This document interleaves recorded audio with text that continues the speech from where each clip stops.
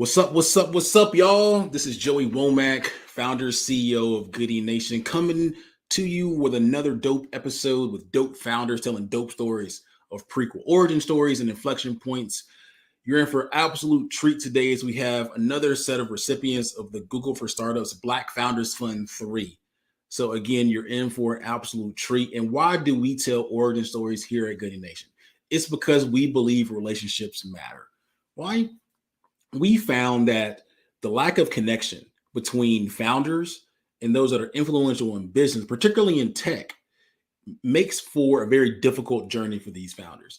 It leads to things like lack of access to capital. It leads to things like lack of access to customers and users. It leads to things like lack of access to people to hire, so talent set in a different way. It also leads to experienced entrepreneurs that can give them advice. All this equals higher levels of stress for these entrepreneurs and also increases the likelihood, unfortunately, of them failing or not reaching their potential.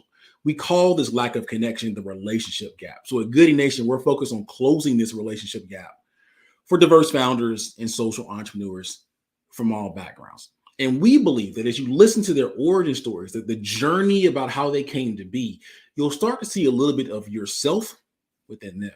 And that'll help to foster a relationship between the both of you. And at the end of today's episode, I got to ask, got a few ways for you to support them, but we'll get into that a little bit later on. We got a packed episode today, a bunch of just dope founders. So let's hear a little bit from them. What we're going to do is some quick intros. We'll go around the horn, then we'll start back with the first person as we hear her origin story, and then we'll kind of go to the next person after that. So quickly, I want to kick it over to Lisa. Just say, name. Your name of the company, 1-2 sentence description of the company, and also where you're based out of. Hi, everyone. I'm Lisa Love, co-founder and CMO of Tanoshi, where we're preparing all kids for a digital future, no matter their socioeconomic background. And we are based in Oakland, California. Awesome. Steven? Hi, everybody. I'm Dr. Stephen Moyo, CEO and founder of Welfie. Welfie is a digital health platform that is delivering health and education equity to America's most vulnerable families. And we're based down in sunny San Diego. Awesome. I'm going to kick it over to Emmanuel with Churchspace. Hey, this is the Churchspace team, Emmanuel Brown and Dave Edwards, co-founders of Churchspace, the Airbnb for churches, turning underutilized church space into on-demand event, meeting, and gathering space.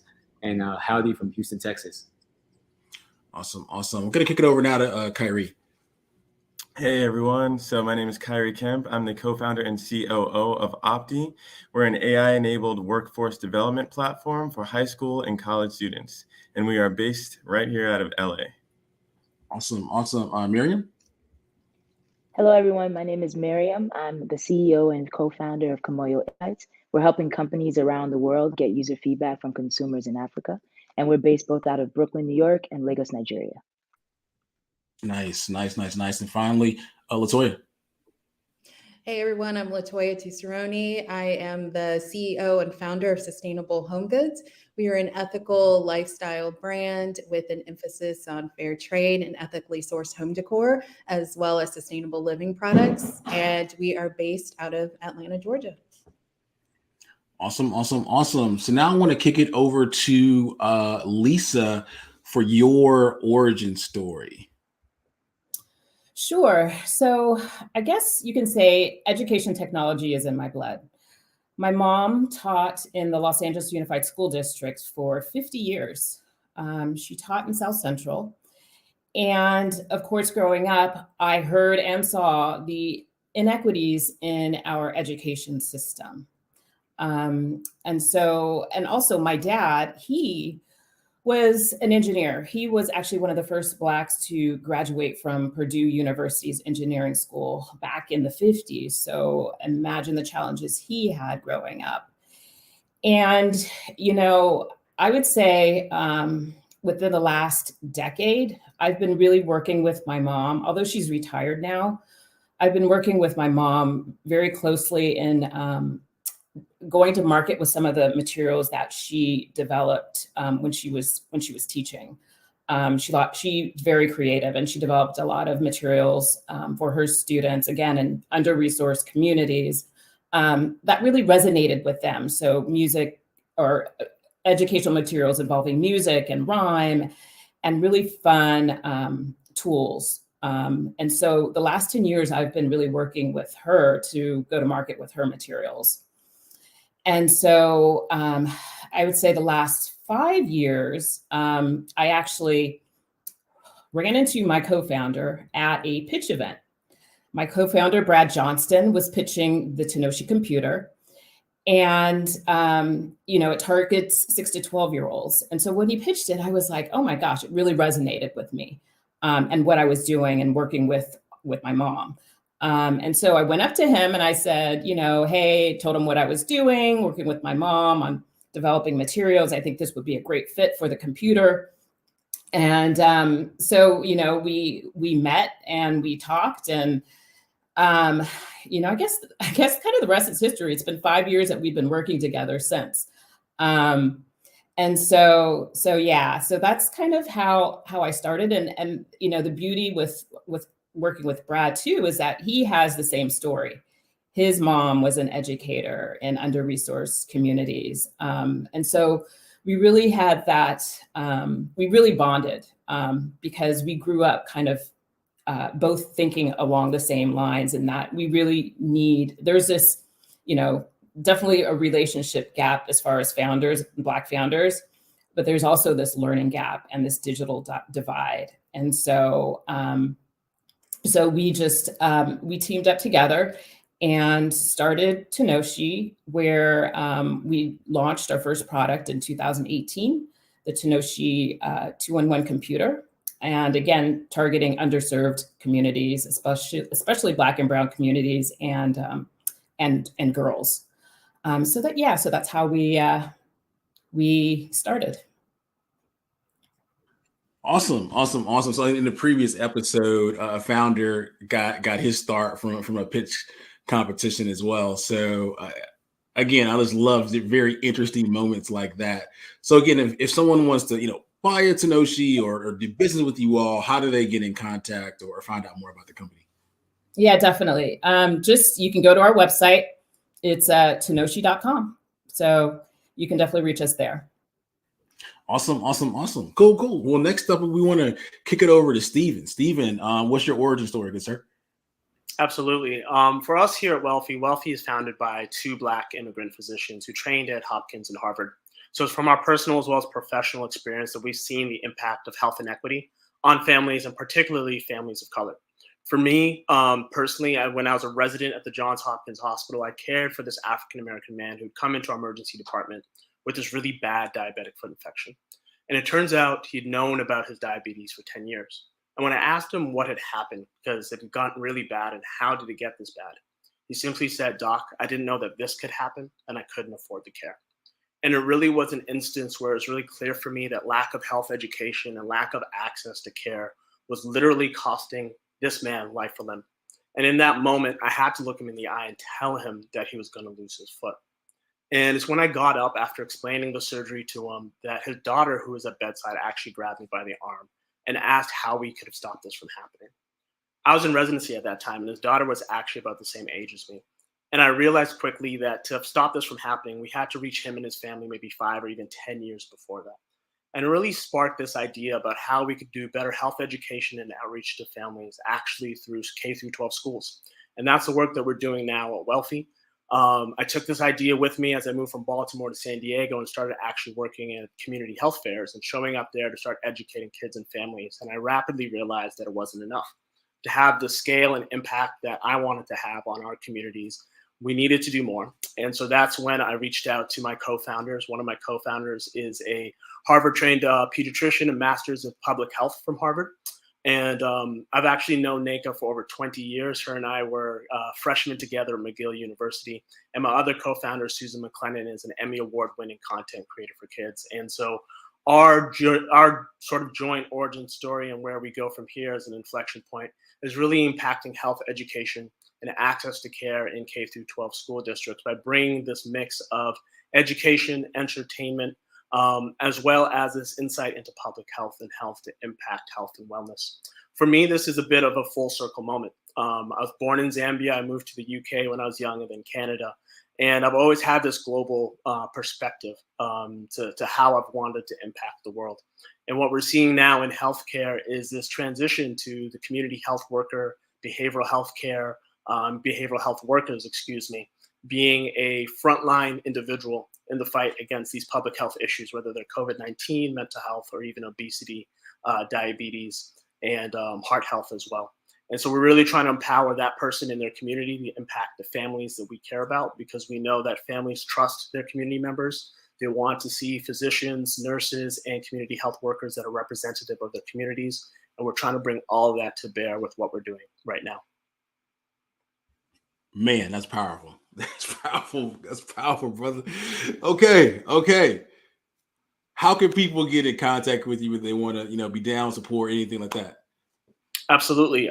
Please go to our website, welfie.com, but please feel free to email me directly at docmoyo@welfie.com, DOCMOYO@welfie.com. Thank you.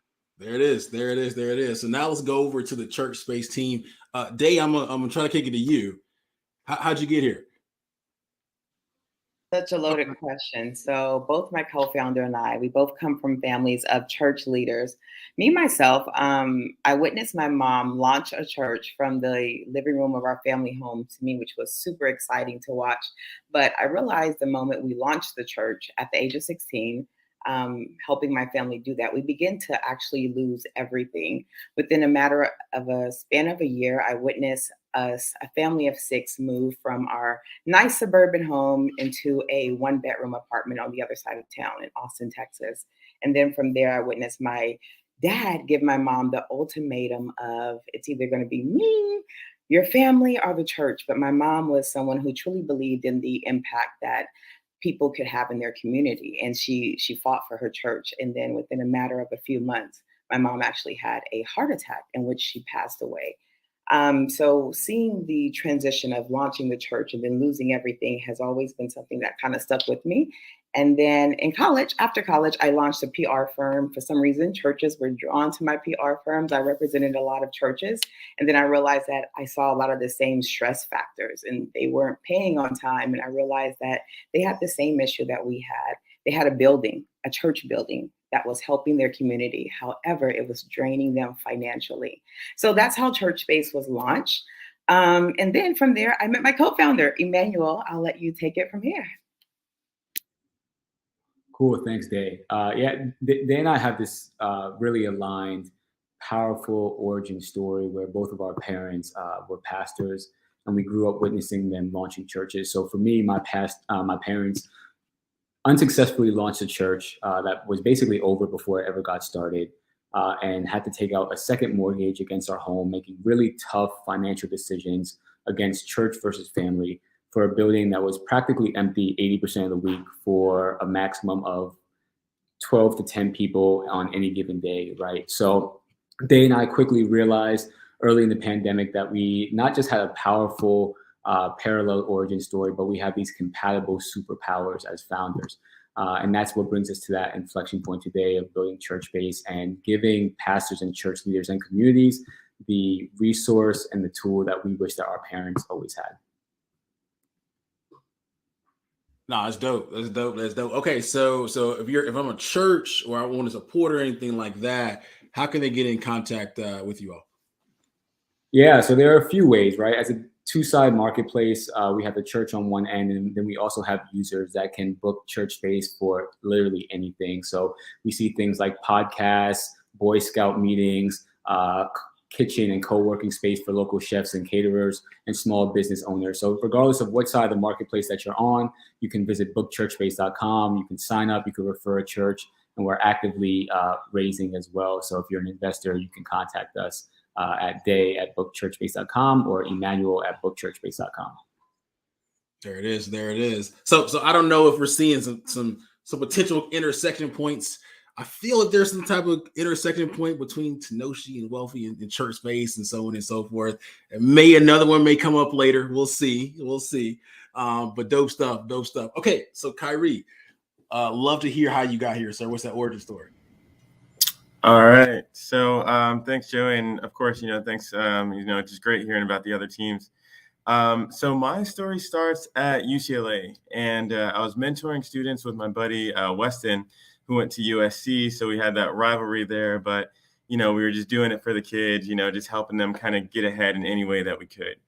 And then we went on to go get consulting offers from rival firms. So I guess the rivalries kept going, but the mentorship stayed constant between us. And we wanted to even help high school students because we realized that a lot of the college students we spoke to were like, man, I wish I met you guys earlier. I wish I started earlier. So we kind of like worked from college, went down to high school to help out.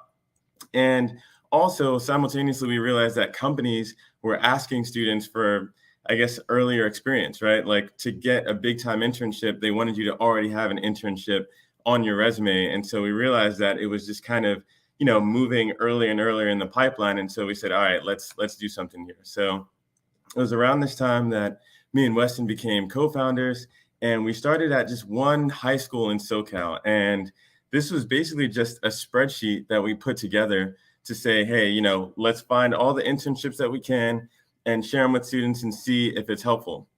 And we were surprised by the response, but most of the students were like, this is exactly what I've been looking for. When I type in high school internship, I get intern at a high school as someone with a bachelor degree, right? So completely useless for a 16, 17-year-old trying to get started. So, the high school noticed what we were doing and they got on board. And then we were like, all right, well, the next step is to make an MVP because we can't scale with the spreadsheet and it's not that pretty to look at, So I learned how to code and I pulled together a little MVP website. And we named it Oppti, which is short for opportunity. So, that was kind of like that start of it. And before you knew it, we were, pitching to school districts, trying to get more growth, trying to impact more students with what we had. And we learned that districts had departments that were supposed to be doing these things. They had career readiness departments or internship processes, but they were either short-staffed or they had manual processes. So they were really behind on the workload.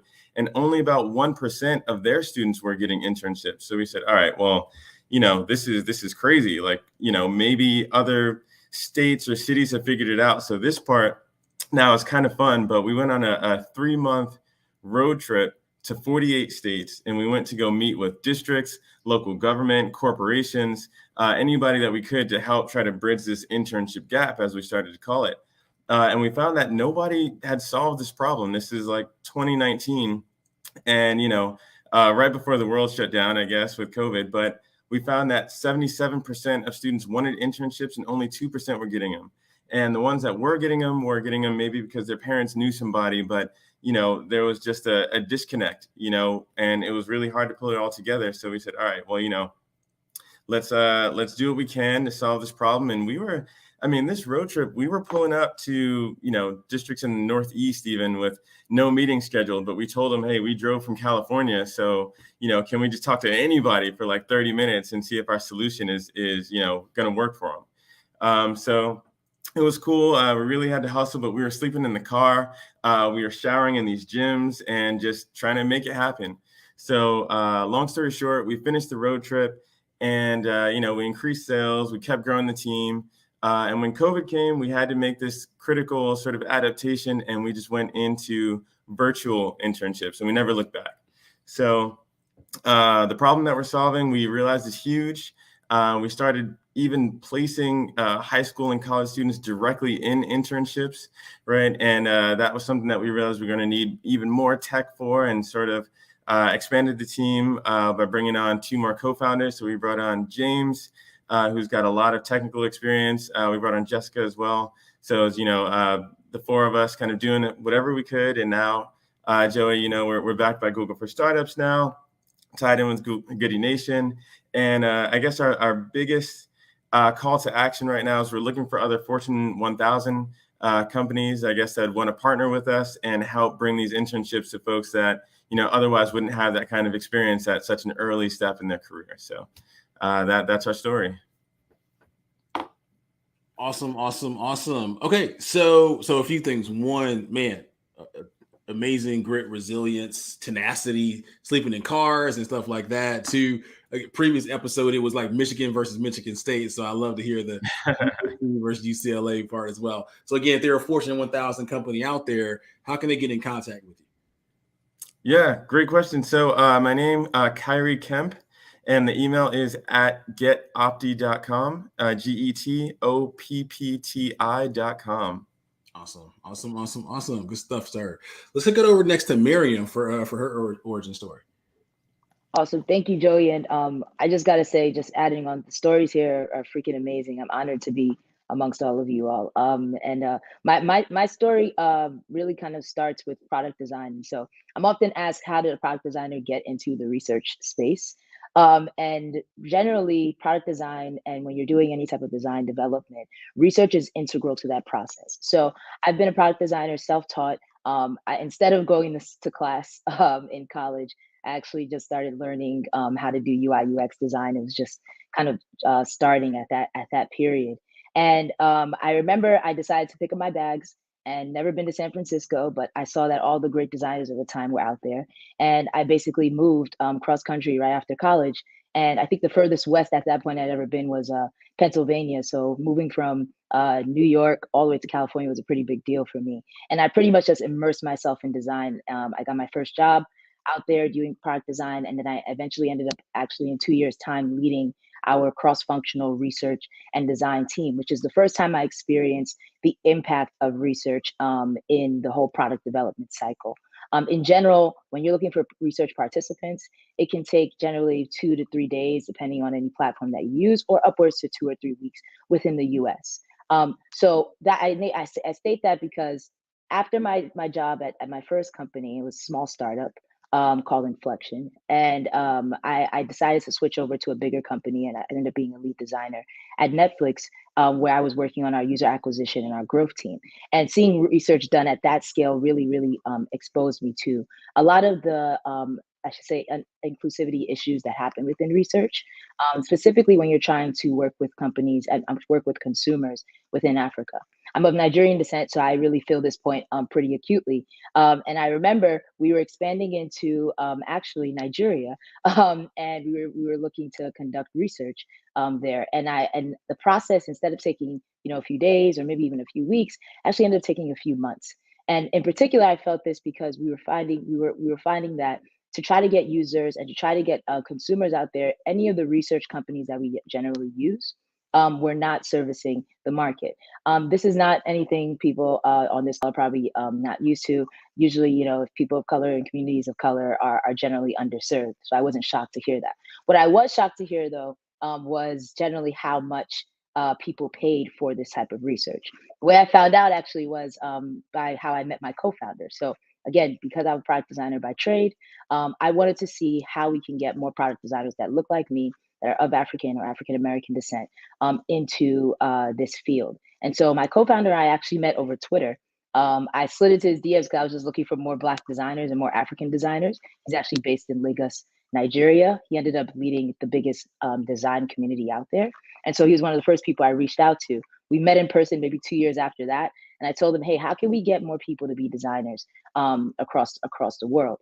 As we were doing that, we launched our first cohort. We actually ended up partnering with Netflix and Spotify as well to teach a cohort of 5 people how to be full-on entry-level designers. As part of the program, we had them work on a design prompt for both Netflix and Spotify. The Netflix design prompt was to figure out how to position Netflix to acquire more users within Nigeria, and supposedly you were going to try to find out how to handle partnerships, business partnerships for that prompt. So the designers that are in our cohort worked on this, and of course they had to do research because again, it's integral to the process. While conducting the research, we actually ended up finding a pretty big payments bug, and that was around the time that we were launching in Nigeria. And we decided to reach out to that team, and of course it's my old team, so I was able to talk to them. And I remember specifically the researcher on the team said, "Oh, this is amazing. Like, where did you all get this research from?" And I said, "Oh, we did it." And they're like, "Oh, how much did it cost?" And I was like, "Oh, it was free. We just were working with our own consumers and our own database to get the feedback." And they told me it was upwards to a 6-figure amount that they would have paid for research of that magnitude. And I can say that was the first and last time that we ever gave research away for free. That was the initial start of Kimoyo Insights. And since then, we've been able to partner with companies like Microsoft, Spotify, BBC, Flutterwave. The list goes on in terms of both companies around the world and within Africa that are looking for feedback from consumers. And I can say this is continuously growing. We're feeling this pain point because every time we talk to companies, big or small, they're like, "Where have you guys been?" We've been trying to get research from Africa done in a really scalable manner. And it really just hasn't been there. In general, 63% of product teams have a difficult time conducting participant recruitment and participant research within the continent. So we released our first product called Recruiter, which helps handle the logistics of recruiting participants, paying participants, scheduling participants across Africa. And with that, we've been able to get people insights and research feedback up to 55% faster.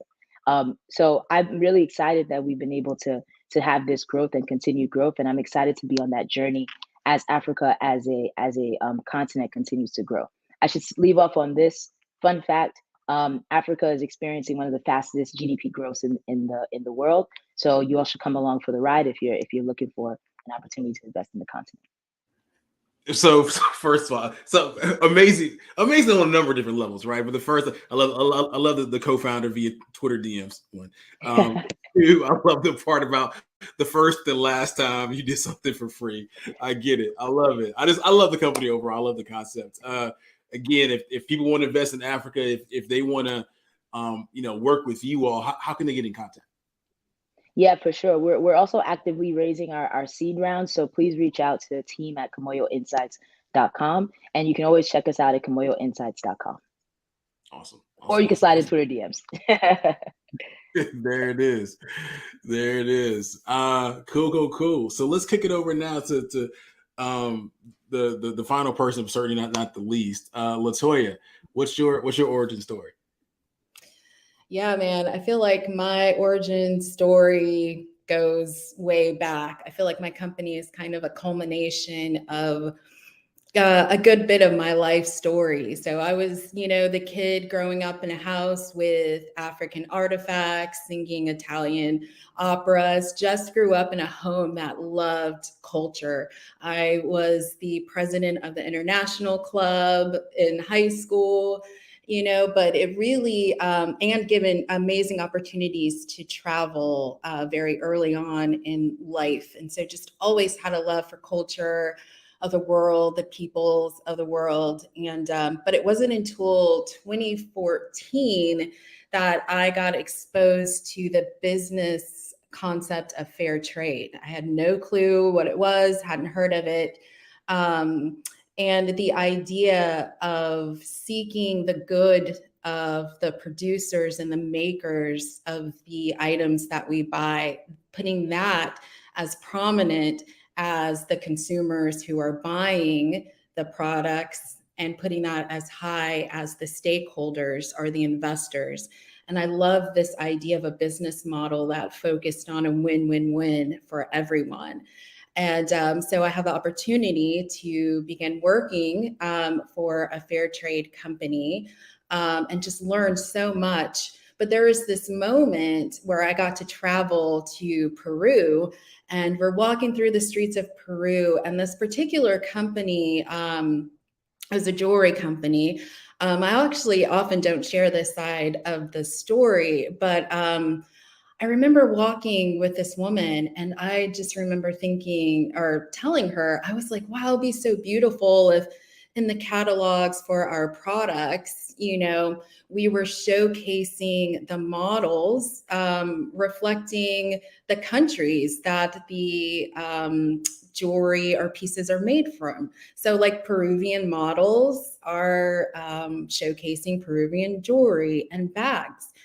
And I remember the woman looking at me and she was like, oh, they love it when they see, white women wearing their products or goods or whatever. And I was just really taken aback by that comment. I don't think she heard herself or heard, what she was saying. And it really made me relook at that whole industry of fair trade and realized that it was a predominantly white space working with minority, brown, and Black skin makers. And you start looking at the marketing materials. How are the stories being told? And realizing that there was a lot of white saviorism found in that space, and realizing that as a Black woman, there weren't a lot of us, being reflected within the fair trade industry, and realizing that the narrative needed to be changed, that the business model was beautiful, but that the narratives and the way that the maker stories were being told was just was off. And so I wanted to come and diversify the fair trade space. And honestly, home decor is just my jam. I love having a beautiful home. I love creating space for people.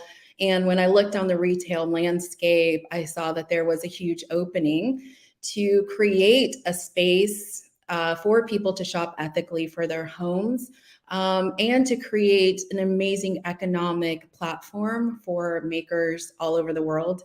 And so I started it. I'm a photographer as well, or was in another life. And so my husband and I got an opportunity to go to Guatemala together. And I was like, oh, this is perfect opportunity. So we met with some artisans there, brought some pieces back, started hustling on Facebook and selling them just to see, is this something that people are even interested in?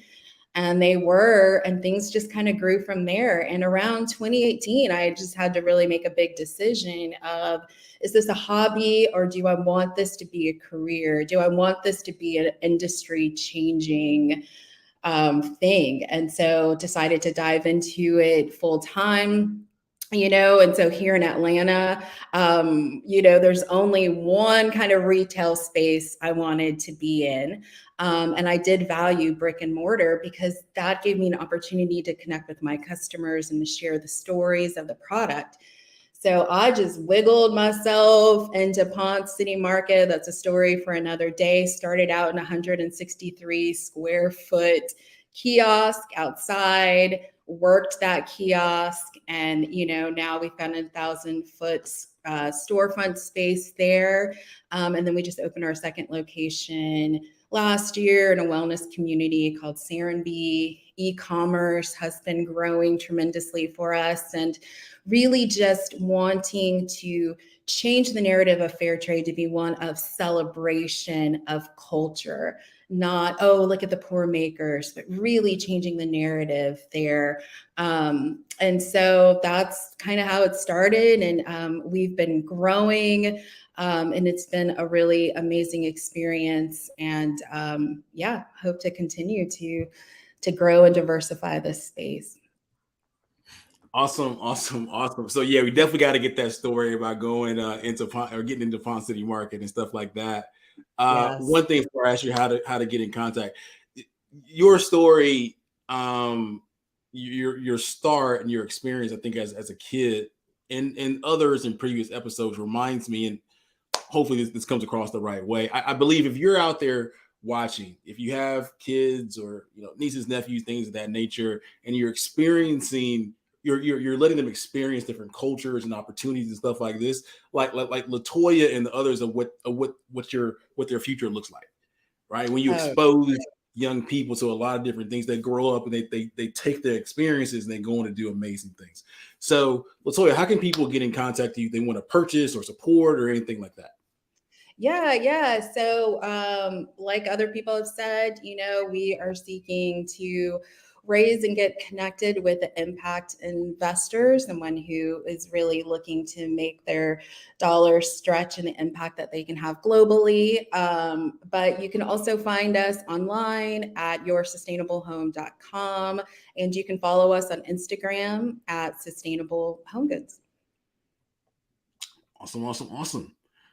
Okay, so I told you all that you were in for a treat. You got an absolute treat. I say this over and over and over again, and I'm never let down because in reality, I don't hear these stories before they say it. So I am always just amazed by the stories as you all are, and I sit back and I just have the honor and privilege of listening to them. So here's the thing: we got to support, right? Dr. Key Hallman here in Atlanta Village Market says support is a verb. And so it means action, right? Now they gave you their contact information, but here at the bottom of the screen, you can see another link to find out more information about them and to get in contact with them in order to support. So scroll down, find their card, click on it, find a little bit more information. You can use the warm intro link and stuff like that to get in contact with them. But when we talk about support comes in one of a few ways. One, you can become a customer or a user. Two, you can provide capital to them. So think investor or things of that nature. Or three, you can help to tell their story. Maybe you actually tell stories yourself, or simply you just hit the share or retweet feature on whatever social media platform you are. Maybe you just send an email to some people saying, check this out. You can do that. You can at least at minimum share the word, right? But if you can't be a customer or a user, if you can't become an investor, provide capital, if you can't write an actual story, I'm pretty confident someone in your network can, right? So my ask is to spend 1 hour thinking about how you can support these awesome entrepreneurs, or how someone in your network can. Now, if you do that for a month, right? 1 hour a month, thinking about how you can support these entrepreneurs and the other ones in the Goodie Nation community. You do that for 6 months, you go from action to habit. You create a habit, right? And then as you get more people from your community to do the same, you go from habit to group behavior around supporting social entrepreneurs and diverse founders. And eventually you start to develop a culture around supporting them. At Goodie Nation, we call that being intentionally good, right? So be intentional about supporting these awesome entrepreneurs with putting money in their pocket, either from a purchase or investment, or simply by telling their story, right? It's all about staying magnetic, outworking yesterday. So again, thank you for joining us for another episode of Prequel Origin Stories and Inflection Points, a special edition with the recent recipients of the Google for Startup Black Founders Fund. I am Joey Womack, founder and CEO. See you later, y'all. Peace out.